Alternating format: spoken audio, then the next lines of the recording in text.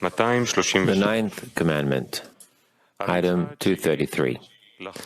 The ninth commandment is to pardon the poor and give them prey. It is written, "Let us make man in our image, after our likeness." Let us make man in collaboration, for he consists of male and female. In our image means rich. After our likeness refers to the poor. 234. On the part of the male, they are rich, and on the part of the female, they are poor. And as they are united, compassionate to each other, giving to each other, and doing good to one another, so should man be below. The rich and the poor, united, giving to each other, and doing good to one another. 235. Anyone who is willingly merciful towards the poor, his form never changes from the form of Adam Harishon, and since the form of Adam is inscribed in him, he governs all the people in the world through that form. As it is written, "And the fear of you and the dread of you shall be over all the animals of the earth. They all tremble and fear that the form that was inscribed in him, since this commandment to pardon the poor is better than all other commandments for elevating man in the form of Adam Harishon." 236. How do we know this? From Nebuchadnezzar. Even though he dreamed that dream, as long as he was pardoning poor, the dream did not come true for him. While he cast an evil eye, not pardoning the poor, it is written, "While the sword was in the king's mouth, a voice came from heaven saying, 'King Nebuchadnezzar, to you it is declared, sovereignty has been removed from you.' His form promptly changed, and he stayed far from people."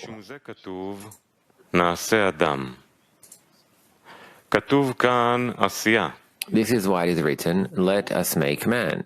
Here it is written, "making," and in Ruth it writes, "The name of the man with whom I made it today is Boaz." As making means tzedakah, here it means tzedakah as well. It explains the creation of male and female, rich and poor, but there is no hint that the rich should have mercy on the poor and sustain them. He says that this verse commands to pardon the poor. Indeed, there is great depth here, for this verse is different from all the previous verses, as in all of them you find the verse separately from the act, thus, "And God said, let there be light. And there was light. And God said, let there be a firmament, and God made the firmament. And God said, let the water be gathered, and it was so."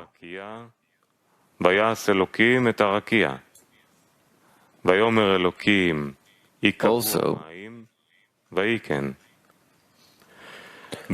you do not find in any of them that the doing is mingled with the saying. The reason why creation came out in Abba ve'Ima is that Abba says and Ima does. Abba gave to Ima after the abundance was inscribed in the boundaries. In Ima, the abundance was activated. This is similar to potential and actual, since with Ima alone no creation can be carried out, because there is no boundary in her that depicts the actions in some form. Hence, there is a verse from Abba which is the bestowal upon Ima. And since it is still in potential, there cannot be a phrasing of action in it, but a phrasing of let there be. However, in the verse about Adam's creation, it uses making in the verse itself. For it is written, and God said, let us make man. And there is another significant change here, because it is written, let us make, in plural form, and not, I will make. כי כתוב נעשה לשון רבים, ולא כתוב אעשה אדם. בעניין הוא כי The thing is that prior to the creation of the world of correction, there was the breaking of the vessels in Zat of the world of Nikodim. As we learn, he created worlds and destroyed them. Finally, he created this world and said, this one gives me pleasure. Yet, through the breaking of the vessels in the 7 Sefirot, Chagat Nehim of Nikudim, the Kedusha mingled with the shells. Afterwards, the name Ma appeared and brought out 4 worlds, Abiyah, on the path of correction. This is the meaning of, this one gives me joy, since it sorted the holy sparks from the shells, and to the extent of the Kedusha, the world and everything in them were created. This is what you find in every act of creation, separation and sorting, such as, and God divided the light from the darkness, and let it divide the waters from the waters. Similarly, are between water and land, the after its kind in the verse, let the land put forth grass, and between the governance of the day and the governance of the night, as well as the matter of the emergence of a living soul from the water and from the earth. All that points to sorting the Kedusha from the shells, and the good from the bad. Anything that is sorted becomes an existing reality, according to what befits it in Kedusha. This is why it was said that the whole act of creation is included in the first day in the verse, let there be light, since there was complete separation there between the light and the darkness. Usually, Kedusha is called light, and shells are called darkness, as all the other titles of Kedusha and shells are but elements and branches of light and darkness. With respect to the distinction between light and darkness, by which all the creations in Genesis are sorted, the correction is still incomplete. This is because, in that respect, all the evil and the darkness remained as something needless. This is completely unlike the wholeness of the Creator, since the correction is not finalized. Rather, as it is written, even the darkness will not be dark to you, and night is as bright as the day. Darkness is as light. To correct that, man was created consisting of everything from absolute evil to absolute good. And through it, the end of correction will occur in the desirable perfection, turning evil into good, bitter into sweet, darkness will be as light, death will be swallowed up forever. And the Lord shall be king over all the earth.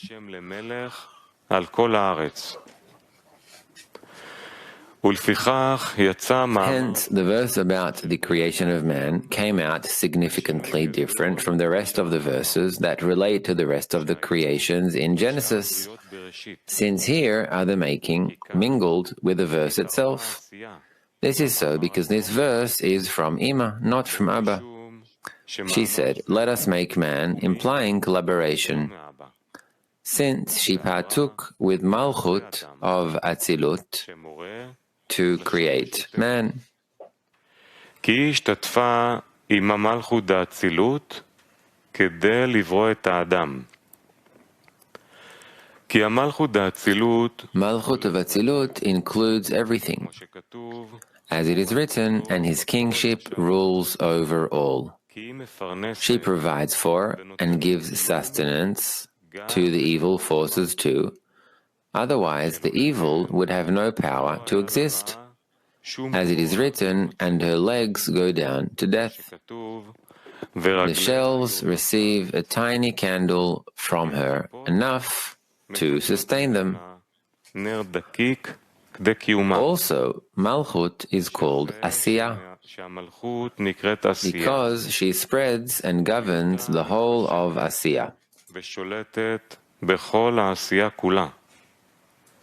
She is also called darkness because she illuminates a tiny candle to sustain the darkness and the evil. When Ima herself is included in Malchut, a single bonding action and darkness mingle in her herself. This is the meaning of "Let us make man in our image, after our likeness." The light is called their image, and the darkness is called likeness. Once Ima partook in Malchut, the two forces, image and likeness, were made in her, and by them she created man consisting of the two forces, image and likeness too. This is why she said, "In our image, after our likeness." Let us make man in bonding. The words "let us" indicate collaboration, inclusion of male and female. It indicates that Ima herself consists of male and female, since although Ima is the male world, and there is no Nukva in her at all, she partook with the Malchut Nukva. In our image means rich, and after our likeness means poor.